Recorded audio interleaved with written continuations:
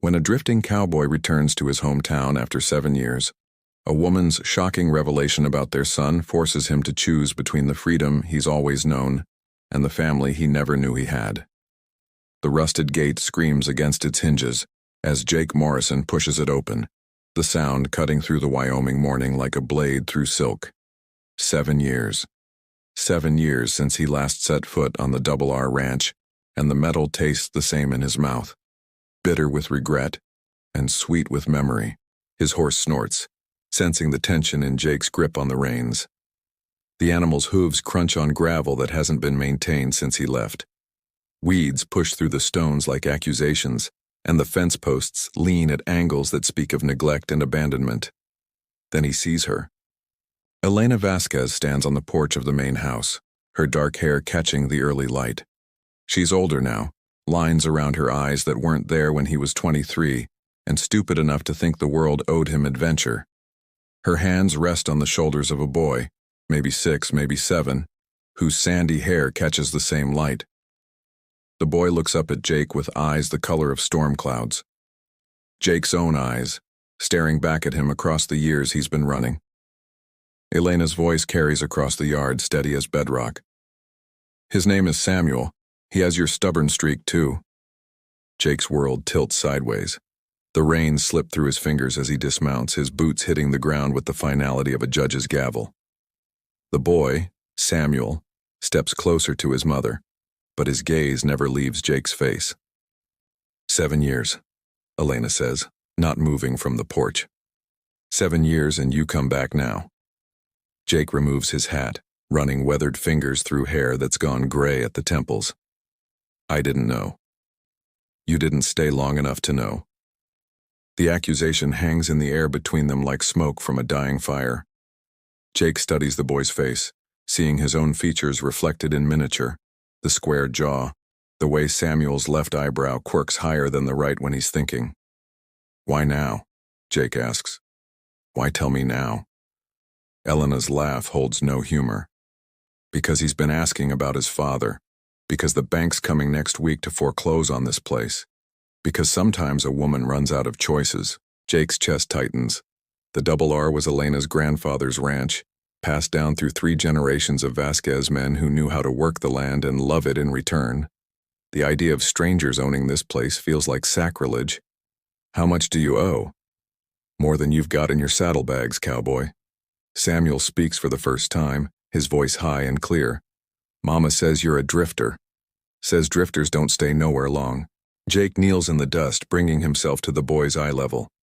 Up close, the resemblance is undeniable. Samuel has Elena's olive skin and delicate features, but Jake's eyes look back at him with an intensity that makes his throat close. Your mama's right about that, Jake says quietly. I haven't stayed anywhere long in a while. Why not? The question hits Jake like a punch to the gut. How do you explain to a 6-year-old that some men are born with restless hearts? That some people run from responsibility the way others run toward it? Sometimes a man gets scared, Jake says finally. Sometimes he thinks he's not good enough for the people he loves. Samuel considers this with the seriousness only children can muster. Mama says being scared is okay, but running away ain't. Elena's sharp intake of breath tells Jake she didn't expect their son to be so direct. Jake stands slowly, his knees protesting the movement. When did he get old enough for his joints to ache? Can I see the books? Jake asks Elena. The ranch books? She hesitates, then nods toward the house. They're in grandfather's office, same place they've always been. The house smells like Elena's cooking and old wood and something indefinable that Jake recognizes as home. He follows her down the hallway lined with photographs. 3 generations of Vasquez men working cattle, building fences, living the kind of life Jake always thought was too small for him. Elena's grandfather's office hasn't changed. The massive oak desk still dominates the room, its surface scarred by decades of use. Ledger books line the shelves, chronicling the ranch's history in careful handwriting. Elena pulls out the most recent ledger, its pages filled with her neat script. Red ink dominates the columns, more red than Jake has ever seen in a ranch's books. Drought hit hard 3 years running, Elena explains, her finger tracing the declining numbers. Lost most of the herd. Had to sell the good grazing land to pay for feed. Then the bank raised the interest rates. Jake studies the figures, his mind automatically calculating. The debt is substantial but not insurmountable, if a man had the right connections and enough capital to invest in rebuilding the herd. There's something else, Elena says, her voice dropping to barely above a whisper. She reaches into the desk's bottom drawer and pulls out a leather portfolio tied with string. I found this after Grandfather died, hidden behind a loose board in the barn. Jake unties the string with careful fingers. Inside the portfolio are documents, old surveys, mineral rights claims, and correspondence with the territorial government dating back 40 years. Water rights, Jake breathes, scanning the papers. Your grandfather filed claims on the entire watershed that feeds into Willow Creek. I don't understand what it means. Jake's pulse quickens as he reads. It means you own the water rights to half the county. Every ranch downstream has to pay you for water access or they can't legally graze cattle. Elena stares at him. That's impossible. If that were true, we'd be rich. You would be if anyone knew about it. Jake flips through more documents, finding correspondence between Elena's grandfather and a territorial judge. Looks like your grandfather kept it quiet. Probably didn't want to make enemies of his neighbors. But now? Jake meets her eyes. Now it might be the only thing that saves this place. They're interrupted by Samuel's voice from the kitchen. Mama, there's men coming up the road. Jake moves to the window, his hand instinctively moving to the Colt at his hip. 3 riders approach the house, their horses kicking up dust clouds in the morning heat. Jake recognizes the lead rider immediately, Marcus Webb, the banker who holds the mortgage on the R. But it's the man riding beside Webb that makes Jake's blood run cold. Thomas Garrett, the territorial judge who's been buying up foreclosed ranches throughout the county. The same judge whose signature appears on several documents in Elena's grandfather's portfolio. Stay inside, Jake tells Elena. Keep Samuel with you. Jake, what's wrong? I think your grandfather had good reason to keep those water rights secret. Jake steps onto the porch as the 3 men dismount. Webb is a thin man with nervous eyes and soft hands that have never held anything heavier than a pen. Garrett is his opposite, broad-shouldered and confident, with the kind of smile that never reaches his eyes. Well, well, Garrett says, removing his hat. Jake Morrison. Heard you'd drifted back into town. Judge Garrett. Jake's voice is carefully neutral. Didn't expect to see you out here. Just accompanying Mr. Webb on his business, making sure everything's handled properly. Garrett's smile widens. Legal-like. Webb steps forward, clutching a leather satchel. Miss Vasquez, I'm afraid I have some unpleasant business to discuss. Elena appears in the doorway, Samuel pressed close to her side. The foreclosure isn't scheduled until next week. I'm afraid there's been a change, Webb says, not meeting her eyes. The bank has decided to accelerate the timeline. We'll need you to vacate the premises by tomorrow. That's illegal, Jake says. She has rights. Garrett's laugh is like gravel in a tin cup. Rights? What rights would those be, Morrison? The right to squat on land she can't pay for? Jake feels the familiar itch between his shoulder blades, the feeling that comes when trouble is about to start. The right to due process, the right to proper notice. Oh, she's had notice. Garrett pulls a folded paper from his coat. Signed by a territorial judge. That would be me. Elena takes the paper with shaking hands. Jake reads over her shoulder, his jaw tightening with each line. The document is legal gibberish designed to confuse, but the meaning is clear. Elena has 24 hours to vacate or face arrest for trespassing. This is a sham, Jake says. You can't just change the terms of a mortgage agreement. I can do whatever I want, Garrett replies. I'm the law in this county. Jake's hand moves closer to his gun. Not all law comes from a courthouse, Judge. The third man, Garrett's hired gun, Jake realizes, shifts in his saddle, his own hand moving to his weapon.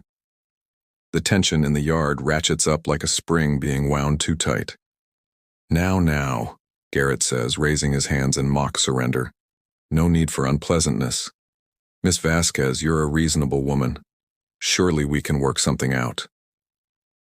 Elena's voice is steady, but Jake can see the fear in her eyes. What kind of arrangement? Well, you're a handsome woman, young, capable. I'm sure a man of means could find a place for someone with your qualities. The implication hangs in the air like a bad smell. Jake's vision goes red around the edges, and his hand closes around the grip of his Colt. Choose your next words carefully, Judge, Jake says, his voice deadly quiet. Garrett's smile falters. Or what? You'll shoot a territorial judge? That's a hanging offense, Morrison. Some things are worth hanging for. The standoff stretches like a taut wire. Jake can feel Elena's eyes on him, can sense Samuel's confusion and fear. The boy doesn't understand what's happening, but he knows it's dangerous. Finally, Garrett breaks the silence. 24 hours, Miss Vasquez. After that, this place belongs to the bank. He remounts his horse, his hired gun following suit. And Morrison? I'd be real careful about making threats. Accidents happen to drifters all the time. They ride away in a cloud of dust and menace, leaving Jake and Elena standing on the porch like survivors of a storm. What are we going to do? Elena asks, her voice barely above a whisper. Jake looks at the water rights documents still clutched in his hand, then at Samuel's upturned face. The boy is watching him with those storm cloud eyes, waiting to see what kind of man his father really is.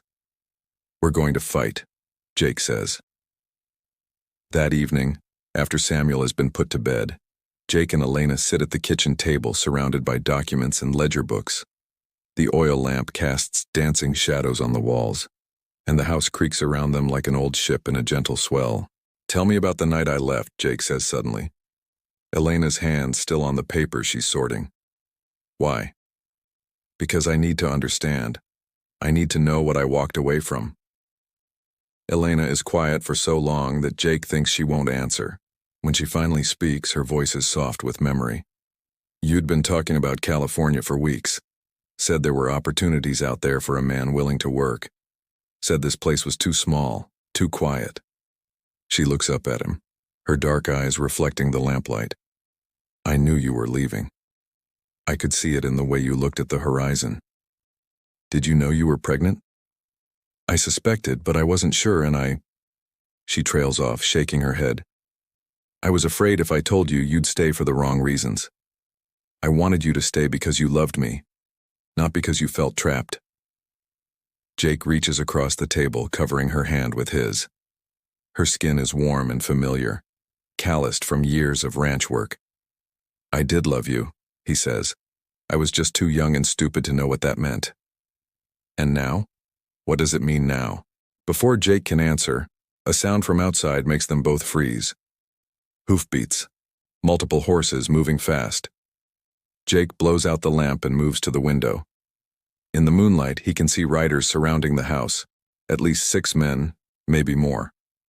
Garrett's hired guns come to finish what they started. Elena, get Samuel and go to the root cellar, Jake whispers. There's a tunnel that leads to the barn. Your grandfather showed it to me once. What about you? I'll hold them off. Give you time to get away. Elena grabs his arm. Jake, no, we can all go, we can run. Jake looks at her in the dim light filtering through the curtains. Run where?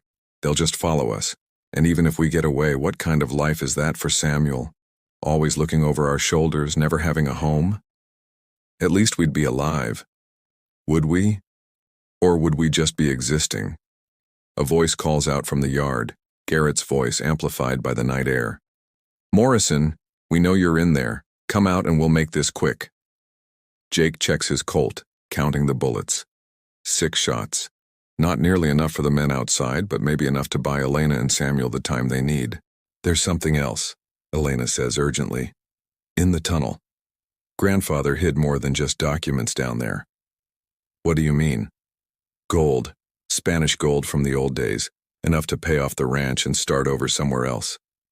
Jake stares at her. Why didn't you tell me before?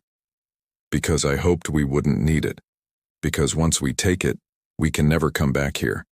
This place will always belong to Garrett and men like him. The moral weight of the choice settles on Jake's shoulders like a lead blanket. Take the gold and run, save his family but abandon everything Elena's family built, or stay and fight, risk everything for a piece of land that might not be worth dying for. Mama? Samuel's voice drifts from the bedroom, high and frightened. What's happening? Elena looks at Jake, her eyes pleading. Choose, Jake. Choose now. Outside, Garrett's voice grows impatient. Last chance, Morrison.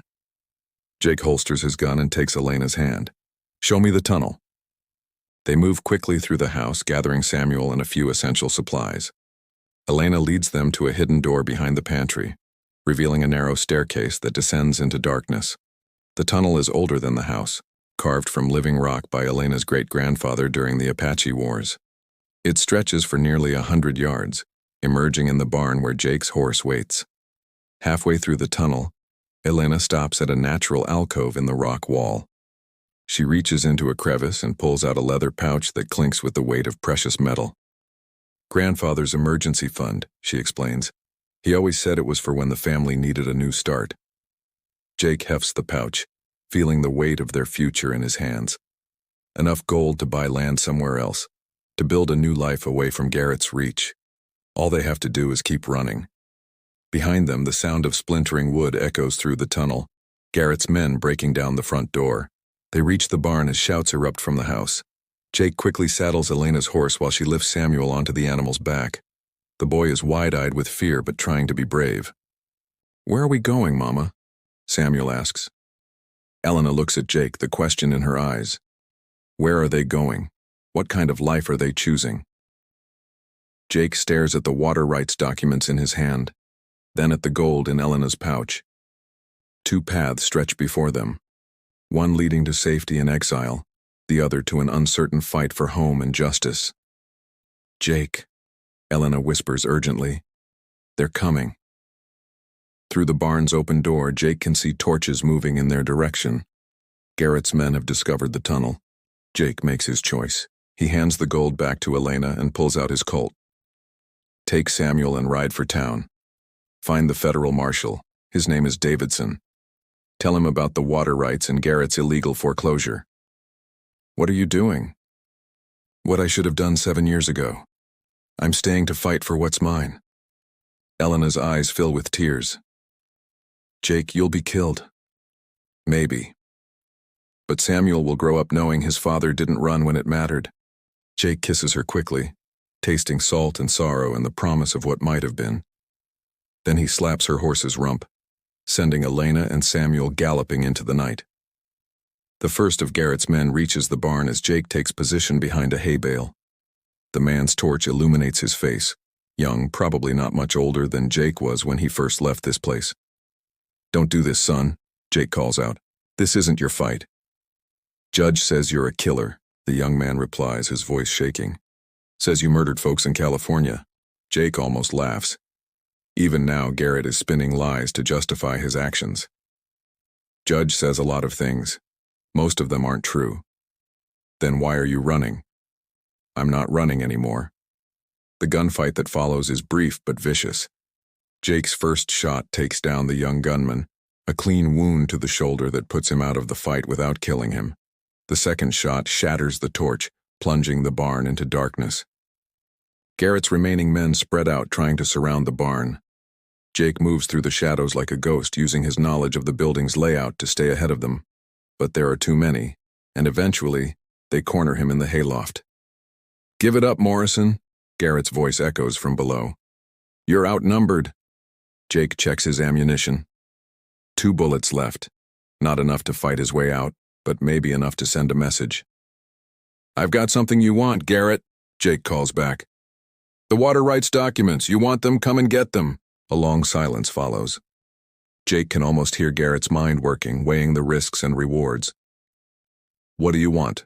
Garrett finally asks. Safe passage for Elena and the boy, and a fair hearing on the foreclosure. You're in no position to make demands. Maybe not, but I can burn these documents before you kill me. Then you'll never know if there are copies hidden somewhere else. Another silence. Jake uses the time to position himself near the hayloft window, calculating the distance to the ground.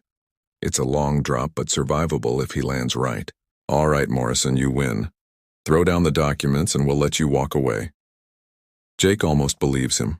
Almost. But he's learned to read men's voices over the years, and Garrett's tone carries the weight of a lie. I've got a better idea, Jake says. Why don't you come up here and get them yourself? The ladder to the hayloft creaks under Garrett's weight. Jake waits in the shadows, his remaining bullets ready. When Garrett's head appears above the floor level, Jake has a clear shot. But he doesn't take it. Instead, he steps into the moonlight streaming through the window, the water rights documents clearly visible in his hand. You want to know the truth, Garrett? I could have killed you just now. Could have put a bullet between your eyes and ended this whole thing. Garrett freezes on the ladder, his own gun half drawn. Why didn't you? Because I'm not the man I used to be. Because my son is going to ask questions about this night someday, and I want to be able to look him in the eye when I answer them. Jake tosses the documents at Garrett's feet. There, you've got what you came for. Now let's see what kind of man you really are. Garrett climbs the rest of the way into the loft, his gun now fully drawn. In the moonlight, his face is a mask of greed and calculation. You're a fool, Morrison. You could have taken the gold and run, could have lived like a king somewhere else. And spent the rest of my life looking over my shoulder? No thanks. Garrett's finger tightens on the trigger. Any last words? Yeah. You might want to look behind you. Garrett spins, and in that moment of distraction, Jake launches himself through the hayloft window. He hits the ground hard, rolling to absorb the impact. Pain shoots through his left shoulder, but nothing feels broken. Above him, Garrett's curses fill the night air. Jake limps toward the tree line, using the darkness to cover his escape. Behind him, the barn erupts in shouts and confusion as Garrett's men try to figure out what happened. Jake makes it to the creek before the pain in his shoulder forces him to stop. He's lost blood, and his vision is starting to blur around the edges. But he's alive, and more importantly, Elena and Samuel are safe. The sound of approaching hoofbeats makes him look up. Federal Marshal Davidson rides toward him, flanked by a dozen deputies. Elena sits behind one of the deputies, Samuel cradled in her arms. Mr. Morrison, Davidson says, dismounting. Miss Vasquez tells me you have some interesting information about Judge Garrett's business practices. Jake pulls himself to his feet, swaying slightly. I've got more than information, Marshal. I've got proof. The water rights documents? Jake shakes his head. Garrett has those now, but Elena's grandfather was a careful man. He kept copies of everything hidden in places Garrett will never find. Davidson's smile is grim. Then I think it's time we had a conversation with the good judge. The confrontation at the ranch is anticlimactic. Faced with federal marshals and documented evidence of his crimes, Garrett surrenders without a fight. His hired guns scatter like leaves in the wind, and Webb the banker suddenly develops a case of selective amnesia about the illegal foreclosure. As dawn breaks over the Double R, Jake sits on the porch steps with Samuel beside him. Elena is inside, making coffee and trying to process everything that's happened. Are you really my papa? Samuel asks, his young voice serious. Jake looks down at the boy, his son, and sees Elena's strength mixed with his own stubborn streak. Yeah, I am. I'm sorry it took me so long to come home. Mama says you're a drifter. Says drifters don't stay nowhere long. Your mama's right about a lot of things. But sometimes a man finds something worth staying for. Samuel considers this. Like what? Jake puts his arm around the boy's shoulders, feeling the solid warmth of his son against his side. Like family, like home, like the chance to be the man he always should have been. Elena appears in the doorway, 2 cups of coffee in her hands. She offers one to Jake, and their fingers brush as he takes it. The touch is electric, full of possibility and second chances. So what happens now? She asks, settling beside them on the steps. Jake looks out over the land that Elena's family has worked for 3 generations. The sun is painting the mountains gold, and the creek runs clear and strong through the pasture. It's not the biggest ranch in Wyoming, but it's theirs. It's home. Now we rebuild, Jake says. We use the water rights to make this place profitable again. We raise cattle and horses and... He looks at Samuel, then at Elena. And maybe we give Samuel a brother or sister to help him run this place someday. Elena's cheeks flush pink, but she's smiling. That's a lot of plans for a drifter. Good thing I'm not a drifter anymore. Samuel looks up at both of them, his storm cloud eyes bright with curiosity. Does this mean you're staying? For real this time? Jake pulls his son closer, breathing in the scent of Elena's coffee and the promise of morning.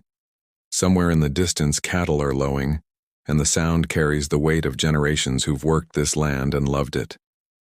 Yeah, son, I'm staying. For real this time.